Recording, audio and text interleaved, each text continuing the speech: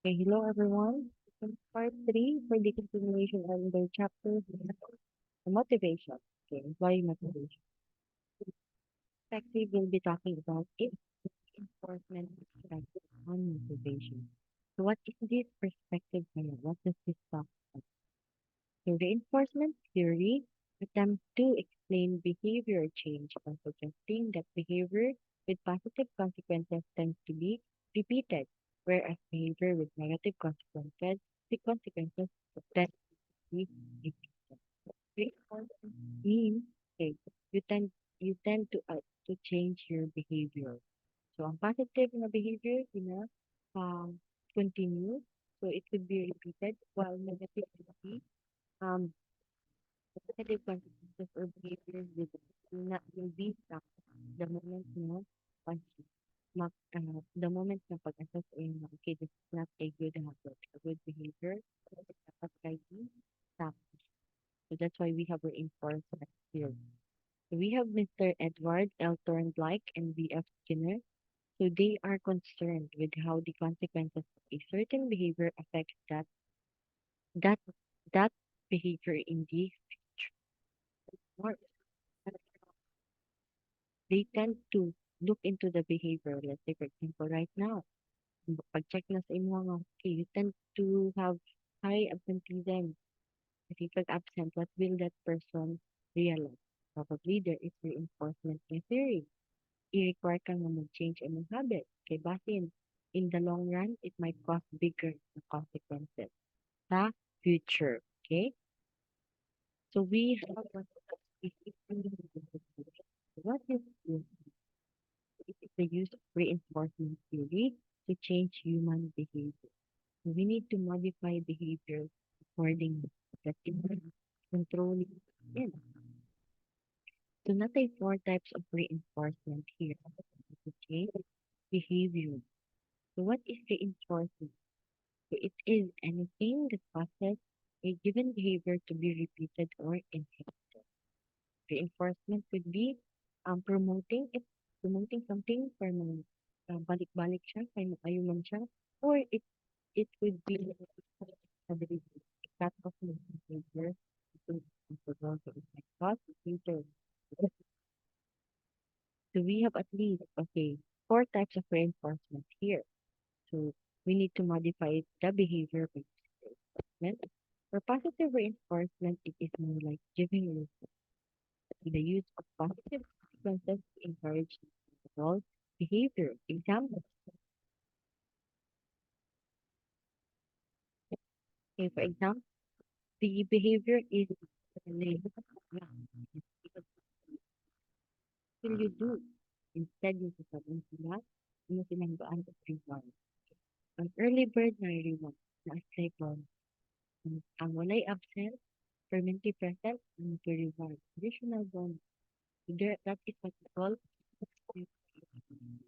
ika na lang um, nga initiative inihimo na tayo kung bigyan mo manonood bago imong employee.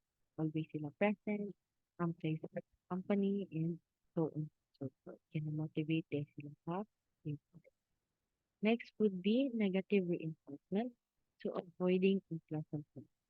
So it is the removal of unpleasant consequences following a desired behavior. So more on a negative um avoiding those consequences. So removal of unpleasant consequences following a desired behavior. So more on ilan ka nga. Okay, sabihin ko, dili mo mag-feel free. So more on, it's pang reminder. Dapat di naman magka-late ha, kaya basin i-warningan na mo. Kay dili ang may yung behave. So more on reminders, what I reward. So imo na sa airline mo, bawal naman late soon, kay it is against the policy, bawal naman mag-take absent, ang valid jump absent after 3 days lang, kung magpapanap ay probably ikuan mo subject for termination or ipa-fire. That is an example for negative reinforcement. Dili naman sila motivate. More on, imo lang silang i-advocate regarding sa consequences ng ilang whatever ilang. More on work. Well, next would be extinction. So it is where there is withholding of reward. So extinction is the withholding or withdrawal of reward for desirable behavior, so that the behavior is less likely to occur in the future. Let's say, for example, if things again okay, you want marijuana para kay dili na ka mag-behave na po. Okay? Example, kuan, kanang example, okay, kanang paan ka og bonus if mag-absent sa food ka again. Kung muna kag example, kung malate ka for, ay kung wala kay late ka sa og bonus. But once malate ka, ticket pa, bawiin imong reward. There is um, extinction nga nahitabo. So with that, mahitabo gid nga, di na gid ko gusto mo late. Mapugos ka nga dapat kay akong i-maintain sa ay dili mawala ako, gihag mo. Ito yan, follow na system. So withholding reward. Only reward and tend to behave like that in the future.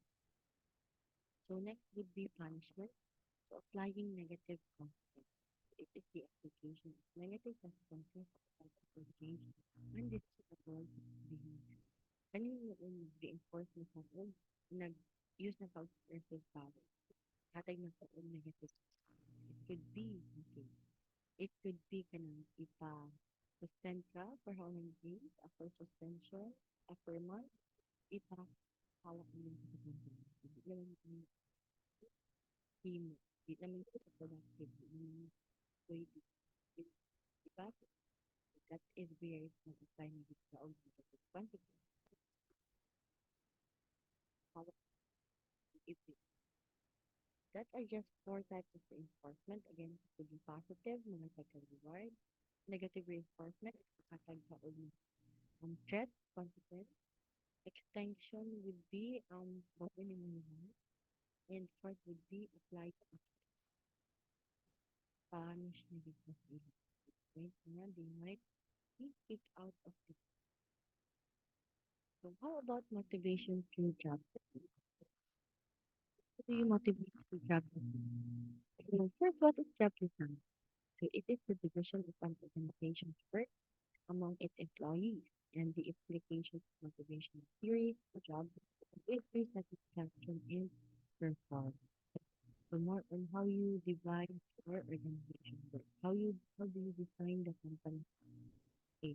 Probably you define mo siya based on department, kanina area ka sa department, kanina area kay dapat takad si accounting and finance, takad ko daw si finance ni marketing and so on and so forth. So you really organize the um, the overall interior, okay, no, the interior processes ng mga mostly processes ng mga place, okay, sa trabaho. So more on division of an organization's work, it they would be put into proper places for departments na yeah, it's job design. So for job simplification, it is the process of reducing the number of tasks a worker performs, fitting jobs to people that is based on the assumption that people are underutilized at work and that they want more variety, challenges, and so this is the job simplification. Kapag ganyan yung mga trabaho, ano naman, eh, probably kasi kuan, there is an kuan na, probably kay gamay na ang trabaho in food. Kay nagdagan na kay hire ng mga people or some people tend to be overworked. Sobraan na sila. So probably nag-share mo ang task and hatagan ni mga other people of job, especially underutilized sila sa trabaho. So with that, pampasa nimo sa trabaho na task sa ubang people para dagdag variety, dagdag challenges, and dagdag responsibility. So job simplification again, reducing the number of tasks a worker performs, fitting that specific job. Next would be job enlargement. So job enlargement means putting more variety into a job. It consists of increasing the number of tasks in a job to increase variety and motivation. Job enlargement again, padaghanan nimo ang inyong task. Okay, padaghanan nimo ang trabaho ng pagkatapos ng mga dili ko gari para mas ma-challenge or mas ganahan siya mo live. Next would be job enrichment. So it consists of building into a job such motivating factors such as responsibility, achievement, recognition, stimulating work, and this is where you'll know there is job enrichment if they are motivated, they are highly responsible, they work in the workplace. Job like one, happy ka sa inyong trabaho, you are recognized, you are properly rewarded, and you are very motivated. That is motivating true job. Job simplification and management enrichment. So how about the five job characteristics? We have the five core job characteristics that you need to know. First one, you have to know skill variety. So how many different skills does your job require? Let's say, for example, imong trabaho kay kuan, teacher. So you need to describe the extent to which a job requires a person to use a wide range of different skills and abilities. Example, imong trabaho kay teacher, what will you do? IT manager na lang. Sa manager, unsa man ba yung skills and abilities na needed? Probably, kato nga mga skills and communication skills, critical decision skills, like critical thinking skills, ito pa man yung mga skills, self-esteem, kuan ka ng multitasking skills, isa pa man yung mga skills, communication skills, and so on. So you will require many such skills in the job. That is what's called skill variety. Ilang ka skill ang needed ang require para ang ma-perform. Next would be task identity. So how many different tasks are required to complete the work? The task identity describes the extent to which a job requires the user to perform all the tasks needed to complete the job from beginning to the end. Task identity again, it is sila day ka task na hinuon in the day para mahuman ang so, if you are a manager, that's yung trabaho. Pag yan task, yung task is to be planning, organizing, um, controlling, supervising, monitoring, organizing, and so on. Daghang task na hindi i-complete before maho ay i-complete and i-perform before you know mo yung complete ng finish. So probably output based yung imong trabaho. So if mo successful ang imong project or na may output that means completed the task. That is task identity. Pila ka task ang imong nasa imong okay in order to achieve a certain next would be task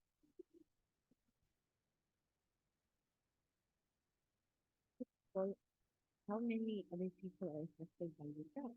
So describe the extent to which a job affects the lives of the people, whether inside or outside the organization. Say, for example, you are the manager. What is the significance of your job? So it is very significant given you are a higher position. And that is to believe. You need to really, really recognize what also other people's kind of job and so on and so forth. So more on how many are affected by this job. Department has a process always so that can take every step. Next would be more on your job scope multitasking significant. It means importante kayo sa trabaho ng company. Dili makumpleto ang operation sa company is okay. So, next would be autonomy. So how much discretion does your job give? So autonomy describes the extent to which a job allows an employee to make choices about scheduling different tasks and deciding how to perform. More on kung sa kada ko inyong power or ability to solve your um, to solve your problem or how independent are you na you can solve your problems without consulting the higher autonomy. So how much you have to na right when you make a decision or when autonomy means like for example, the manager pwede ra ka mag-decide sa inyong pananagutan. But most of our employees will be not limited to the risk side when it comes to the power. Let's say for example, kasi mo kuan, kanang mag-refund si cashier. Dili na pwede na siya mismo ang nag-business with sa manager. Mr. Manager, Miss Manager, ito bang mag-refund ko? Before ka mag-refund, please ka mag-install. Okay. Ang nare authority mo sa si manager. That is the process. So lastly, we have feedback. So how much do you find out how well you are doing? So this describes the extent to which a worker receives clear direct information about how well they are performing the job. Feedback is the, again, commercial or yes, familiar with me, commercial organic assessment in performance. So this is the assessment of your manager's performance. Okay, medyo makikita ko perform. Kulang sa paggamay of push, convincing power, or more research lang ka kung mga facts in the data. Something like that. Feedback. Para at least sabi ka o some areas na we improve. So I guess that's it on 4 job characteristics for you as a manager should know. On skill variety, on task identity, task significance, autonomy, and speed. So how about using compensation as a very hard to motivate? So how do we use compensation as a very so first we have motivation and compensation. So characteristics of the best incentive compensation plan. So what are these incentive plans kaya ang sada kayo organize the employee? So the first one, you need rewards must be linked to performance and be desirable. Be desirable siya. Again, it should be desirable. Again, characteristics of the best incentive. So it should be linked to performance. Be desirable. So if possible, the more you perform, the higher po ang income. Wow. Next would be the reward must satisfy the individual needs. So if possible, kato pong reward yung maganahan ka o achieve. Say for example, ako ka motivated ko um power. Ay, motivated ko power. So probably, ang imo ihatag nga reward sa ako promotion. Or probably, imo ihatag nga reward sa ako kay kanang recognition or kanang bitaw more autonomy sa trabaho. Next would be the reward must be agreed on by managers and employees. So it should be kanang open. I mean, marag gi-settle bitaw ang reward. Okay, mo na reward nga mong ihatag sa inyo. Sagot ka ba? Right? Is it too much? Is it too something like that? So dapat approve.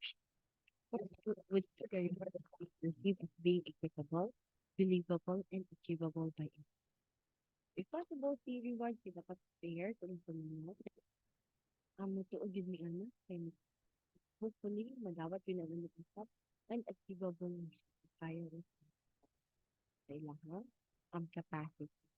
So that is the characteristics of the best incentive. So how about other popular incentive compensation plans?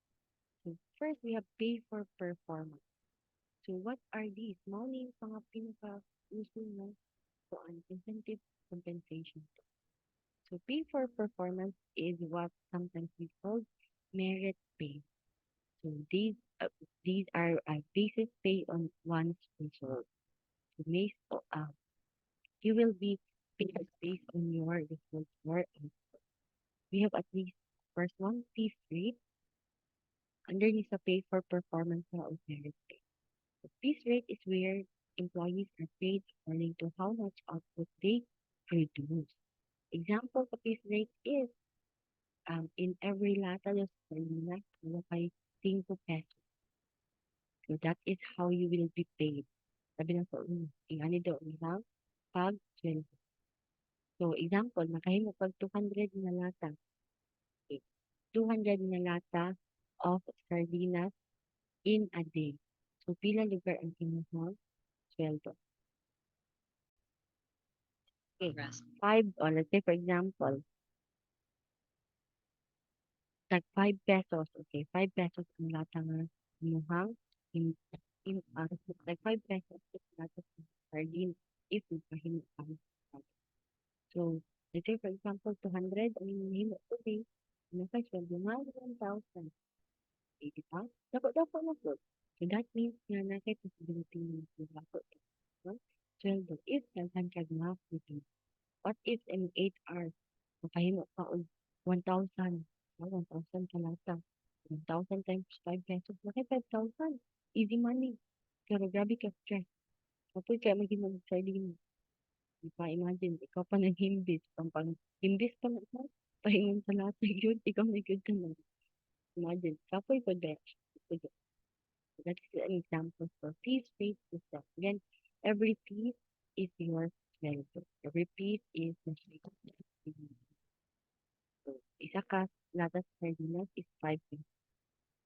How about sales commission? Get familiar with commission system. So, sales representatives are paid a percentage of the earnings the company made from their sales. Example, sinagtang the family of agency and transaction. So, example, car. Dapat ang is worth 1 million. So, 1 million na kay at least 2% dito. Pila lugar. So, sa 1 million na kay 2%, that would be 20,000. Diba? Dapat kayo ang example, ang commission di mo sa mga hatag og at least 5 to 10%, up to 20%, depending on the company, depending on the unit of time even. Example, nakahalin ka today for first 1 million may compensation worth 20,000. Okay, 2% daw ang inyo. How about kung higher pa ka po? Roughly, na kay 5, na kay 2,252 na commission. So, per sale base. So, more sales mo na or na compensation on sweldo. The next would be bonuses. These are cash awards given to employees who achieve specific performance. Bonuses could be given for the situation exemplary ang ilang trabaho, makikita ng trabaho, kanang, well, they are very good with their job. But also, it could be in forms of kato, kung split ang attendance, bonus, kung wala kay late, bonus, ano ka perform, sa trabaho, bonus, so forth. Depending sa criteria sa company. Next would be profit sharing. So this is the distribution to employees of a percentage of the company. The profit sharing is like example. The company kay nasa halin. Ay dili din ano example. Namoy ko ano kanang marketing activity.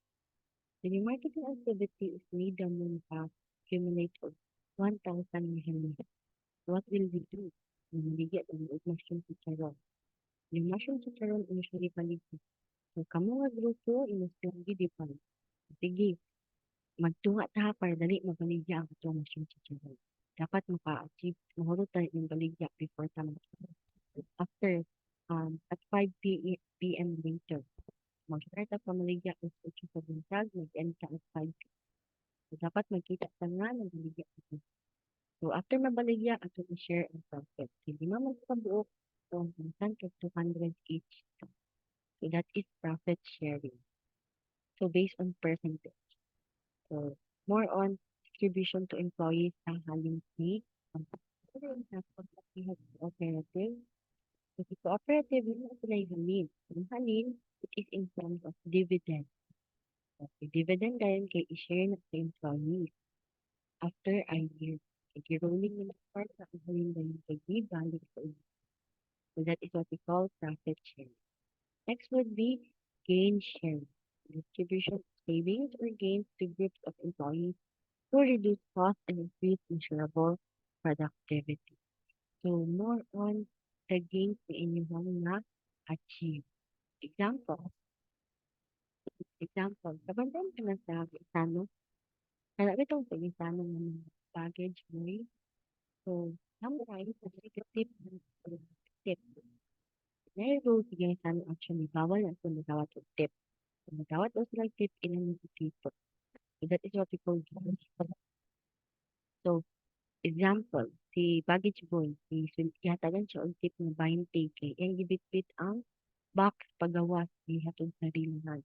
Bigan siya 20. Kung nahitabo, si baggage boy iyang surrender si 20 sa ilang si piggy bank. After dahin sa bulan, si piggy bank sa ilang buakon, ila dahin tungak-tungakon sa tanan mga baggage boy ang sunod sa that is gain share. Ilang din yan ilang gitong kirihang sa organismo. Katotohanan ng mga baggage boy na sila share nga kadawatan good after. So that is an example for gain share. The next would be stock options. So certain employees are given the right to buy stock at a future date for a discounted price. So stock is like a share. Share ni siya sa company. So this could also be a compensation for you. So stock that is sa company. So dako pa ni siyang compensation. So probably the right to buy that stock if ma-afford mo or money age you'll just aim for it. Kumain na kay ka mag-perform ng manager, gamit ka o share. Pinaka-percent ka, pinaka-nagawatan yearly monthly based on the stock percentage. Next would be pay for knowledge. So these type employees pay to transfer of the job relevant skills for academic degrees. So pay for knowledge means compare ang inyong educational background po in field. Actually, tinuod means personal development. For example, kung MS graduate ka, master's graduate, mas higher in rate. Kung PhD graduate ka, doctorate graduate, mas higher in rate. At the last option if so I guess that's it. Those are just the motivation and expectation for the future. Okay, hopefully you'll use these ideas total if you will have your um, company. So I guess I'll be ending this session here with a quote. Your energy is contagious. Either you affect people or you infect. So hopefully, may imong virus, right? Positivity. Dili mo being positive mo na positivity being optimistic. Okay, mo na siyang infection na imong i-share sa people. So affect them with your op- being optimistic. Okay, and faith. So I guess that's it. If you have any questions, feel free to message me anytime. Thank you and goodbye.